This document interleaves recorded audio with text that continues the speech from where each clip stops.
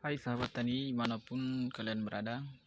Di sini saya berada di perkebunan cabai rawit Saluk 2. Dan keadaannya perkebunan ini melakukan tumpang sari antara pepaya dan cabai rawit. Kita lihat di sini bahwa cabai rawit kita masih terlihat dalam keadaan yang masih sehat di umur 78 hasta, dan terlihat juga bahwa pepaya kita masih segar dengan buah yang sangat lebat. Jadi bagaimana cara mengatasi agar cabai rawit dan pepaya kita tidak saling berkontrasi antara hama dari pepaya dan hama dari cabai rawit? Jadi perlu sahabat tani ketahui bahwa hama yang muncul terdapat berbagai macam faktor, di antaranya karena cuaca yang tidak mendukung, yang kedua dari faktor cara penyemprotan yang salah, dan yang ketiga steril tanah yang tidak bagus.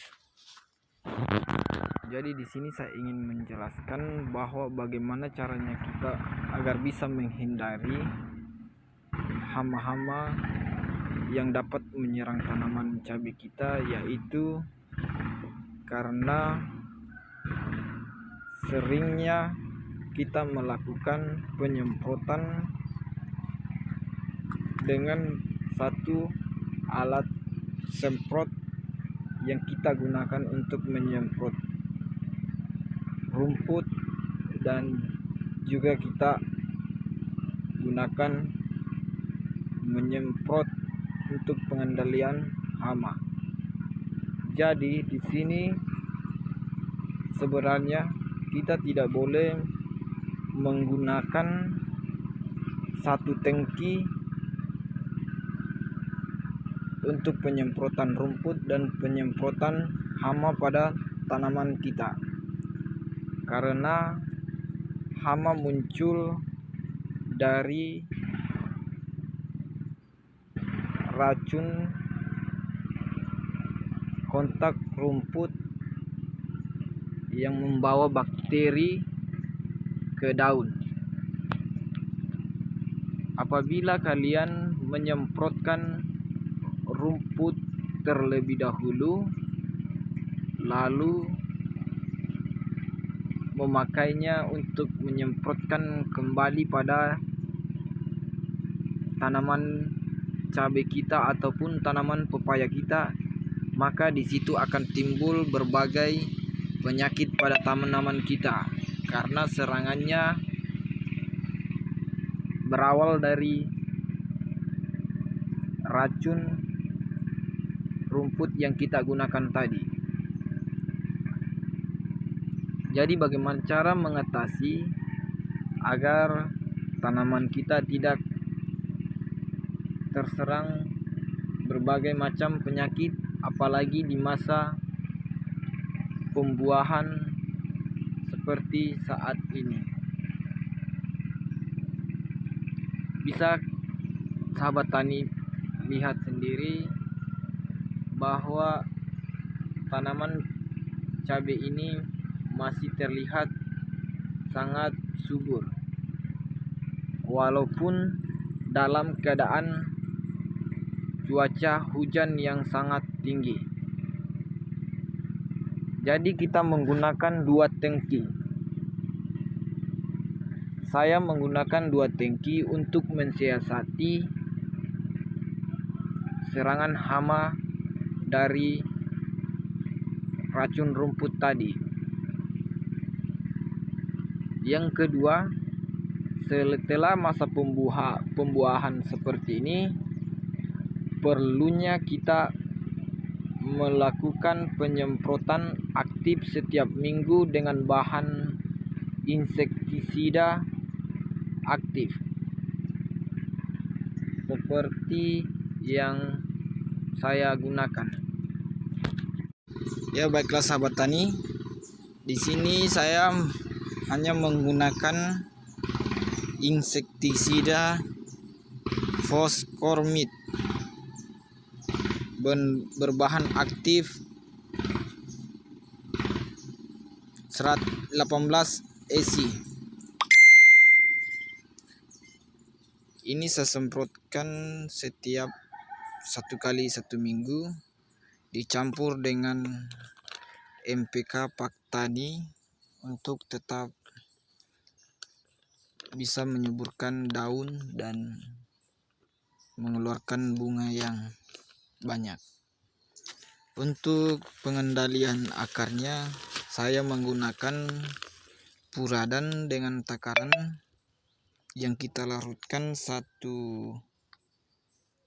genggam untuk 1 liter air, lalu kita masak sampai mencair.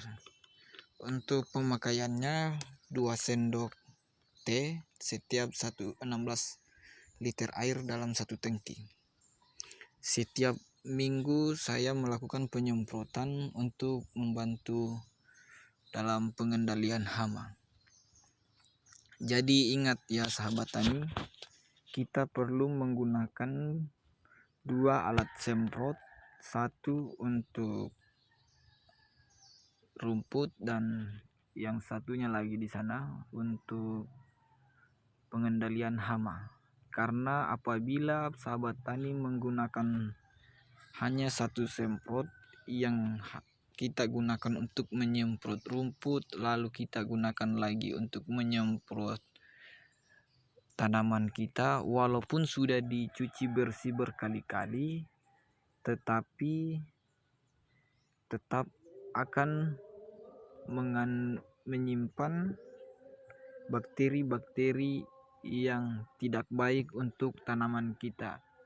Jadi saya sarankan untuk sahabat tani semua, gunakan 2 alat semprot. Kalau tidak mampu membeli alat semprot 2, sahabat tani bisa menggunakan semprot kecil yang harganya lebih murah, sekitar 20-an atau 60 ribuan. Untuk semprot kecil kita gunakan di tanaman kita, dan untuk semprot besar kita gunakan di rumput yang tumbuh di bawah tanaman kita. Jadi agar tanaman kita tetap steril, tidak terganggu oleh hama-hama yang jahat, jadi cobalah menggunakan metode yang saya gunakan saat ini. Baiklah sahabat tani, untuk selanjutnya saya akan memberikan metode-metode yang baru demi kesuksesan bersama sahabat tani.